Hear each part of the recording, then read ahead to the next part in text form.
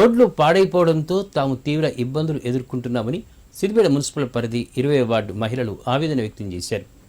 Siddipet municipal పరిధి 20వ ward మహిళలు తమ రోడ్లు బాగు చేయాలని డిమాండ్ చేస్తూ నిరసన కార్యక్రమం చేపట్టారు.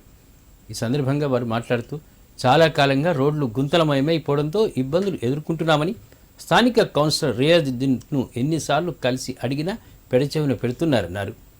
ఇప్పటికైనా తమ గల్లీలోని రోడ్లను మున్సిపల్ అధికారులు, ప్రజాప్రతినిధులు చొరవ చూపి వెంటనే బాగు చేయాలని డిమాండ్ చేశారు. మరి ఇటు రోడ్డు పోస్తలేడు, ఏం పోస్తలేడు. మేము ఇంటికి పోయి అడిగితే మీరు మాకు ఓట్లు వేయలేదు, గెలవలేదని అంటుండు.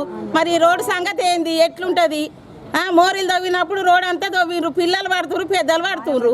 ఈ రోడ్ ఇట్లనే ఉంటుందా? మరి ఆయన పోస్తాడా, పోయాడా? ఏదైనా విషయం మాకు చెప్పాలి, లేకుండా రోడ్డు మంచిగా పోపియాలి. 15 సంవత్సరాల రోడ్డు తవ్వి పొట్టు రోడ్డు, పిల్లలు పడుతుర్రు, పెద్దలు పడుతుర్రు. దయచేసి మాకు రోడ్ వేయాలి.